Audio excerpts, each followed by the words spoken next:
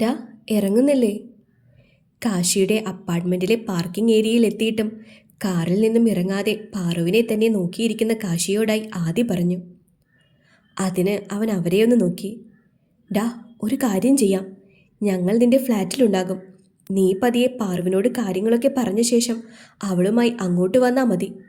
പെട്ടെന്നൊന്നും അവൾ ഇതൊക്കെ ഉൾക്കൊള്ളണമെന്നില്ല. ക്രിസ്റ്റി പറഞ്ഞതും ആദിയും അത് ശരിവച്ചു. പിന്നെ ഒന്ന് മയത്തിൽ പറയണം. നിനക്ക് ഒന്ന് പറഞ്ഞ് രണ്ടാമത്തതിന് ദേഷ്യപ്പെടുന്നത് പതിവാണല്ലോ. പിന്നെ പാറു ആയതുകൊണ്ട് ഇത്തിരി മയം കാണും. എങ്കിലും ഒന്ന് ഓർമ്മിപ്പിച്ചു എന്നേ ഉള്ളൂ. അത്രയും പറഞ്ഞുകൊണ്ട് ആദിയും ക്രിസ്റ്റിയും ഡോർ തുറന്ന് പുറത്തേക്ക് നടന്നു. നീ ഇത് എന്തൊക്കെയാ പറഞ്ഞേ? ഓ ഗോഡ്! സൂര്യ വല്ലാത്ത ടെൻഷനോടെ പറഞ്ഞു. വിനുവിനെയും സൂര്യയെയും വിളിച്ച് നടന്ന കാര്യങ്ങൾ പറയുകയാണ് അവർ. എടാ, ഞങ്ങൾ പോലും പ്രതീക്ഷിച്ചില്ല ഇതൊന്നും. പിന്നെ ദേവിനെക്കുറിച്ച് ഞങ്ങൾ പറയാതെ തന്നെ നിനക്കറിയാലോ. ആദ്യം അവൻ്റെ സംസാരം ഇഷ്ടപ്പെടാതെ പറഞ്ഞു. നിനക്ക് മനസ്സിലാവില്ല ഒന്നും. അങ്കിളിനോടും ആൻറ്റിയോടും ഞാനിനി എന്തു പറയും? ഒരിക്കലും ഇതൊന്നും അവർ അക്സെപ്റ്റ് ചെയ്യില്ല. ഞങ്ങളുടെ ലൈഫ് സ്റ്റൈൽ തന്നെ വേറെയാ. സൂര്യ അവരെ എന്ത് പറഞ്ഞ് മനസ്സിലാക്കണമെന്നറിയാതെ പറഞ്ഞു. നീ എന്തിനാ ഇങ്ങനെ ടെൻസ്ഡ് ആകുന്നേ? എന്തായാലും ഉടനെ ഒരു മാരേജ് ലൈഫ് ഒന്നും അവൻ ചിന്തിച്ചിട്ട് കൂടി ഉണ്ടാകില്ല. പിന്നെ പാറുവിൻ്റെ സിറ്റുവേഷൻ ആയതുകൊണ്ട് അവൻ കൂടെ കൂട്ടിയെന്നേ ഉള്ളൂ. ആദ്യം അവനെ സമാധാനിപ്പിക്കാൻ പറഞ്ഞു. എന്നാലും അവൻ്റെ ഒപ്പം ഇതിപ്പോൾ ഒരു ലിവിങ് റിലേഷൻ ആകില്ലേ? അഥവാ ഒരിക്കൽ പിരിയേണ്ടി വന്നാൽ അത് പാർവതിയെ തന്നെയായിരിക്കും കൂടുതൽ ബാധിക്കുക. സൂര്യ, നിനക്ക് ദേവിനെ മനസ്സിലാക്കാൻ പറ്റിയിട്ടില്ല എന്നേ ഞാൻ പറയൂ. അവന് പാർവതി എന്താണെന്ന് ഇന്നലെ ഒരു ദിവസം കൊണ്ട് ഞങ്ങൾ മനസ്സിലാക്കിയതാണ്. അവളെ വിട്ടൊരു ജീവിതം അതവന് ചിന്തിക്കാൻ പോലും പറ്റില്ല. ക്രിസ്റ്റി പറഞ്ഞതും സൂര്യ അവരോട് തന്നെ മനസ്സിലുള്ളത് തുറന്നു പറയാൻ കഴിയാതെ ഉഴറി. നീ കൂടുതലൊന്നും ചിന്തിക്കണ്ട. വിനുവിനെയും കൂട്ടി നീ വേഗം ഇങ്ങോട്ട് വാ. ബാക്കി നമുക്ക് നേരിൽ സംസാരിക്കാം. അത്രയും പറഞ്ഞുകൊണ്ട് അവർ കോൾ കട്ട് ചെയ്തിട്ടും സൂര്യ അതേ നിൽപ്പ് തുടർന്നു. സത്യയെയും മഹായെയും വിളിക്കാൻ അവന് തോന്നിയില്ല. ഓൾറെഡി അവർ നീരജയുടെ അപ്പാവുടെ കാര്യത്തിൽ നല്ല ടെൻഷനിലാണ്. അതിൻ്റെ കൂടെ ഇതും വേണ്ട എന്ന് അവൻ ഓർത്തു. പെട്ടെന്നാണ് അവൻ്റെ മനസ്സിലേക്ക് ഒരു മുഖം കൂടി വന്നത്. ജഗൻ. അവനോട് പറയുന്നതാണ് നല്ലത്. പക്ഷേ അവനെ കോണ്ടാക്റ്റ് ചെയ്യാൻ ബുദ്ധിമുട്ടാണ് എന്ന് ഓർത്തതും വീണ്ടും അവന് ടെൻഷൻ വരാൻ തുടങ്ങി. ബേബി. അവളുടെ മുഖത്തേക്ക് വീണ് കിടക്കുന്ന ചെറുമുടിയിഴകളെ ഒതുക്കി വെച്ചുകൊണ്ടവൻ പതിയെ അവളുടെ ചെവിയോരം ചെന്ന് വിളിച്ചതും അവളൊന്ന് കുറുകി വീണ്ടും അവനോട് ചേർന്നു. പാറൂട്ടാ. അവൻ്റെ വിളിയിൽ അവളൊന്ന് കണ്ണുകൾ ചിമ്മി തുറന്നു. കുറച്ച് സമയമെടുത്തു താനിപ്പോൾ എവിടെയാണെന്ന് മനസ്സിലാക്കാൻ. പാറു ഒരു വെപ്രാളത്തിൽ അവനിൽ നിന്നും പിടഞ്ഞു മാറി. What happen? ഇവിടെ നമ്മളെന്താ ഇവിടെ? ഹോസ്റ്റൽ? ഇനി മുതൽ പാറൂട്ടൻ ഇവിടെയാണ് സ്റ്റേ ചെയ്യാൻ പോകുന്നത്. ഇവിടെയോ? അവൻ്റെ വാക്കുകൾ കേട്ടതും അവളൊരു ഞെട്ടലോടെ ചോദിച്ചു. യാ, എനി പ്രോബ്ലം? അവളുടെ മറുപടി എന്താകുമെന്ന് അറിഞ്ഞുകൊണ്ട് തന്നെ അവൻ തിരക്കി. ഇവിടെ? അവളൊരു സംശയത്തോടെ അവനെ നോക്കി. This is my apartment. എന്താ? അവളുടെ കണ്ണുകൾ മിഴിഞ്ഞു. Baby, listen. ഇനി മുതൽ എൻ്റെ ഒപ്പമായിരിക്കും എൻ്റെ പാറൂട്ടൻ. എനിക്കൊപ്പം വേണം. ഇനി ഒരു നിമിഷത്തേക്ക് പോലും നിന്നെ തനിച്ചാക്കാൻ ഞാൻ ആഗ്രഹിക്കുന്നില്ല. അത്രമാത്രം ഇന്നലെ കുറച്ച് മണിക്കൂറുകൾ കൊണ്ട് ഞാൻ അനുഭവിച്ചു. സോ അത്രയും പറഞ്ഞുകൊണ്ട് പാറുവിനെ ഒന്ന് നോക്കിയവൻ. കാശിയേട്ടാ. പാറു പെട്ടെന്ന് എന്താ പറയുന്നതെന്നറിയാതെ അവനെ നോക്കി. ബേബി. അവൻ്റെ വിളിയിൽ അവളൊന്ന് ഞെട്ടി. എനിക്കും കാശിയേട്ടനില്ലാതെ പറ്റില്ല. അറിയില്ല എനിക്കെങ്ങനെ പറഞ്ഞ് മനസ്സിലാക്കണമെന്ന്. ഇപ്പോൾ ഈ നിമിഷമാണെങ്കിൽ കൂടി ഏട്ടനൊപ്പം ഏട്ടൻ്റെ പാറൂട്ടനായി ജീവിക്കാൻ എനിക്ക് സമ്മതമാണ്. പക്ഷേ ഒരിക്കലും ഞാൻ കാരണം യാതൊരുവിധ ബുദ്ധിമുട്ടും ഉണ്ടാകരുതെന്ന് എനിക്ക് ആഗ്രഹമുണ്ട്. അവൾ പറഞ്ഞു വരുന്നത് എന്താണെന്നറിയാതെ കാശി അവളെ സൂക്ഷിച്ചു നോക്കി. ഏട്ടൻ്റെ കുടുംബം ഒരിക്കലും എന്നെ അംഗീകരിക്കില്ല. Oh really? ഒരു പരിഹാസ ചുവയോടെ അവൻ തിരക്കി. ലുക്ക് പാർവതി, നിന്റെ ഇതുപോലെയുള്ള മണ്ടത്തരങ്ങൾ കേൾക്കാൻ എനിക്ക് താല്പര്യമില്ല. ഒരു കാര്യം ഞാൻ പറയാം. എൻ്റെ ലൈഫ്, അത് എൻ്റെ തീരുമാനമാണ്. പിന്നെ ഇനി നിന്നോട് ഇതേപ്പറ്റി സംസാരിക്കുന്നത് കൊണ്ട് പ്രയോജനമില്ല. സോ ഞാൻ എൻ്റെ തീരുമാനം പറയാം. ഇനി മുതൽ പാർവതിയുടെ ജീവിതം നിന്റെ ഈ കാശിനാഥനൊപ്പമായിരിക്കും. അവൻ്റെ പാർവതി എന്നുള്ള വിളിയിൽ നിന്ന് തന്നെ അവൻ എത്രമാത്രം ദേഷ്യത്തിലാണെന്ന് അവൾക്ക് മനസ്സിലായി. അവിടെ നിന്ന് പോരുമ്പോൾ തന്നെ ഇനി ആ പഴയ ജീവിതത്തിലേക്ക് ഒരു തിരിച്ചുപോക്കില്ലെന്ന് മനസ്സിലായതാണ്. തനിക്ക് കാശിയേട്ടനില്ലാതെ പറ്റില്ല. അത്രയധികം ആ ഒരുവനിൽ താൻ അലിഞ്ഞു ചേർന്നിരിക്കുന്നു. ഇനി ആ സാമീപ്യമില്ലാതെ, ആ സുരക്ഷിതത്വമില്ലാതെ തന്നെക്കൊണ്ട് പറ്റില്ല.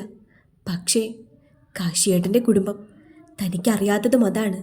ഇന്ന് വരെ തന്നോട് അതിനെപ്പറ്റി പറഞ്ഞിട്ടില്ല, താനായി ചോദിച്ചിട്ടുമില്ല. പക്ഷേ ഇപ്പോൾ എന്തോ വല്ലാത്തൊരു ഭയം. അത് ഓരോ നിമിഷം കഴിയും തോറും തന്നെ ശക്തിയിൽ വരിഞ്ഞു മുറുക്കുന്നു. പാറുവുമായി കാശി ലിഫ്റ്റിലേക്ക് കയറിയതും അതിലുണ്ടായിരുന്ന 2 പെൺകുട്ടികൾ അവരെ തുറിച്ചു നോക്കി. അത് പാറുവിൽ വല്ലാതൊരു അസ്വസ്ഥത ഉണ്ടാക്കിയിരുന്നു. കാശിയാണെങ്കിൽ അതൊന്നും ശ്രദ്ധിക്കാതെ ഒരു കൈയാൽ പാറുവിനെ പിടിച്ചുകൊണ്ട് മറുകൈയാൽ ഫോണിലെന്തോ ടൈപ്പ് ചെയ്യുകയാണ്. ലിഫ്റ്റ് ഓപ്പൺ ആയതും കാശി ആരെയും ശ്രദ്ധിക്കാതെ പാറുവുമായി നടന്നു. ഇതാരാ? ഇതുവരെ ഈ മുതലിൻ്റെ കൂടെ ഒരു പെണ്ണിനെ നമ്മൾ കണ്ടിട്ടില്ലല്ലോ. അവിടെ നിന്ന പെൺകുട്ടികളിൽ ഒരാൾ പറഞ്ഞു. ആവോ, എന്തായാലും നല്ല ഭംഗിയുണ്ട്. ആ ഹെയർ എങ്ങനെ മെയിൻറ്റെയിൻ ചെയ്യുന്നോ എന്തോ. അത്ര ഭംഗിയൊന്നുമില്ല, ഒരു ആവറേജ്. പിന്നെ കണ്ടാലേ അറിയാം ലോ ക്ലാസ് ആണെന്ന്. ഈ രോഗത്തിന് ഇതുവരെ മരുന്ന് കണ്ടുപിടിച്ചിട്ടില്ല മോളെ. ആ കൈകോർത്ത് പിടിച്ചുള്ള പോക്ക് കണ്ടിട്ട് അത് അങ്ങേരുടെ ഗേൾഫ്രണ്ട് ആകാനേ ചാൻസ് ഉള്ളൂ. എന്തായാലും നിന്റെ ലിസ്റ്റിൽ നിന്നും അങ്ങോരുടെ പേര് വെട്ടിയേക്ക്. അതിന് ഗേൾഫ്രണ്ട് ആണെന്ന് ഉറപ്പൊന്നുമില്ലല്ലോ. നോക്കട്ടെ, എങ്ങാനും ഒരു ചാൻസ് കിട്ടിയാലോ. പിന്നെ കിട്ടും, കുറേ കിട്ടും, കാത്തിരുന്നു. ഇത്ര നാളും നോക്കാത്ത മുതലാണ് ഇനി നോക്കാൻ പോകുന്നത്. നീ വാ, ചെന്നിട്ട് വേഗം ഫ്രഷായിട്ട് കിരണിൻ്റെ അടുത്ത് പോകാനുള്ളതാ. ഇനി നിന്നാൽ ശരിയാവില്ല. നിന്നെപ്പോലെ 5ഉം 10ഉം ഒന്നും എനിക്കില്ല. ഒരൊറ്റൊരെണ്ണമേ ഉള്ളൂ. ആ മുതലിനെ പിണക്കാൻ വയ്യ മകളെ. നാടകീയമായി പറഞ്ഞുകൊണ്ടു പോകുന്നവളെ നോക്കി ഒന്ന് പുച്ഛിച്ചുകൊണ്ട് മറ്റേ പെൺകുട്ടിയും അവളുടെ പുറകെ വെച്ച് പിടിച്ചു. പാറുവിൻ്റെ മിഴികൾ ആ റൂമിനെ മുഴുവൻ വലം വെച്ചു. ഓരോന്ന് കാണും തോറും അവളിൽ വല്ലാത്തൊരു അപകർഷതാബോധം ഉടലെടുത്തുകൊണ്ടിരുന്നു. ഫ്ലാറ്റിലെത്തിയതും വല്ലാത്തൊരു മാനസികാവസ്ഥയിലായിരുന്നു താൻ. എന്തോ താൻ കാശിയേട്ടനു ചേർന്നവളല്ലെന്ന് മനസ്സിൽ ആരോ പറയും പോലെ. ആ നിമിഷം മുതൽ വല്ലാത്തൊരു ഭയം പിടിമുറുക്കുന്നത് അറിയുന്നുണ്ട് താൻ. ഒന്നും മിണ്ടാതെ മുഖം കുനിച്ച് നിൽക്കുന്നത് കണ്ടുകൊണ്ടാവണം ആദിയേട്ടനാണ് ഒന്ന് ഫ്രഷായി വരാൻ പറഞ്ഞത്. വാതിൽ തുറന്ന് റൂമിലേക്ക് കയറിയപ്പോഴേ മനസ്സിലായി ഇത് കാശിയേട്ടൻ്റെ റൂമാണെന്ന്. മുറിയിൽ മുഴുവൻ നിറഞ്ഞു നിൽക്കുന്നത് തനിക്ക് പ്രിയപ്പെട്ട ഗന്ധമാണ്. അറിയില്ല കാശിയേട്ടാ, എൻ്റെ മനസ്സിലിപ്പോൾ തോന്നുന്ന ചിന്തകൾ അത് ശരിയാണോ തെറ്റാണോ എന്ന്. പക്ഷേ പാർവതിക്ക് ഒരു നിമിഷം പോലും ഈ കാശിനാഥനിൽ നിന്നും അകലാൻ സാധിക്കുന്നില്ല. അവൾ പറഞ്ഞു നിർത്തിയതും അവളുടെ മിഴികളിൽ നിന്നും ഒരു തുള്ളി കവിളിലൂടെ ഒഴുകിയിറങ്ങി. പെട്ടെന്ന് വാതിൽ തുറക്കുന്ന ശബ്ദം കേട്ടതും ഒഴുകിയിറങ്ങിയ കണ്ണുനീർ ധൃതിയിൽ തുടച്ചുകൊണ്ട് പാറു തിരിഞ്ഞു നോക്കി. അവളെ തന്നെ ഉറ്റുനോക്കി നിൽക്കുന്ന കാശിയെ കണ്ടതും പാറു ഒന്ന് ചിരിക്കാൻ ശ്രമിച്ചു. പതിയെ കാശി അവളുടെ അരികിലേക്ക് നടന്നെടുത്തു. Are you crying? അവളുടെ മിഴികളിലേക്ക് ഉറ്റുനോക്കിക്കൊണ്ടുള്ള ചോദ്യത്തിൽ പാറു ഒന്ന് പതറി. മുഖം കുനിച്ചുകൊണ്ട് ഇല്ല എന്ന രീതിയിൽ തലകുനിക്കുമ്പോൾ അവൾക്കറിയാമായിരുന്നു താൻ പറയുന്നത് കള്ളമാണെന്ന് അവൻ മനസ്സിലാകുമെന്ന്. പക്ഷേ അവിടെ നടന്നത് അവൾ തീരെ പ്രതീക്ഷിക്കാത്ത ഒന്നായിരുന്നു. പെട്ടെന്ന് അവളെ 2 കൈകളാൽ കോരിയെടുത്ത് ബെഡിലേക്ക് കിടത്തിക്കൊണ്ട് അവൾക്ക് എന്തെങ്കിലും ചെയ്യാൻ പറ്റുന്നതിന് മുന്നേ അവനും അവളുടെ മേലേക്ക് ചാഞ്ഞു. പാറുവിൻ്റെ കണ്ണുകൾ മിഴിഞ്ഞു. കാശി. പതർച്ചയോടെയുള്ള അവളുടെ വിളി പൂർത്തിയാകും മുന്നേ അവൻ അവളുടെ ചുണ്ടുകളെ നുണയാൻ തുടങ്ങി. തൻ്റെ ചുണ്ടുകളും നാവും ഉപയോഗിച്ച് അവളുടെ ചുണ്ടുകളെ കടിച്ചു നുണയുമ്പോൾ കുറച്ചു മുന്നേ അവളുടെ മിഴികളിൽ കണ്ട ഭാവം മാത്രമായിരുന്നു അവൻ്റെ മനസ്സിൽ. കുറച്ച് നിമിഷങ്ങൾ കഴിഞ്ഞതും പാറുവിൻ്റെ കൈകൾ അവനെ പുണർന്നു. അവളുടെ മെലിഞ്ഞ നീളമേറിയ വിരലുകൾ അവൻ്റെ പിൻകഴുത്തിലൂടെ ഇഴഞ്ഞ് അവൻ്റെ മുടിയിഴകളിലേക്ക് നൂണ്ടുകയറി. ചുണ്ടിൽ നിന്നും അവൻ്റെ അതരങ്ങൾ അവളുടെ നാവിലേക്ക് ചേക്കേറിയതും പാറുവിൽ നിന്നും മൂളൽ ഉയർന്നു. അവൻ്റെ വിരലുകൾ പലതും ആഗ്രഹിച്ചുകൊണ്ട് അവളുടെ മേനിയിലൂടെ നാഗത്തെ പോൽ ഇഴഞ്ഞു നീങ്ങിയതും പാറു ഒന്ന് ഉയർന്നു പൊങ്ങി. ഒടുവിൽ ശ്വാസം വില്ലനായി മാറിയതും പാറു അവൻ്റെ മുടിയിൽ പിടിച്ച് പതിയൊന്ന് വലിച്ചു. അവസാനം അവളുടെ കീഴ്ചുണ്ടിൽ കടിച്ച് നുണഞ്ഞുകൊണ്ട് അവനൊരു കിതപ്പോടെ അവളിൽ നിന്നും അകന്നു മാറി. ഇരുവരും നന്നായി കിതയ്ക്കുന്നുണ്ടായിരുന്നു. ബെഡിലേക്ക് മലർന്നു കിടന്നുകൊണ്ട് അവൻ തൻ്റെ മുഖം ചെരിച്ച് അവളെയൊന്ന് നോക്കി. കണ്ണുകൾ അടച്ച് കിടക്കുകയാണ് അവൾ.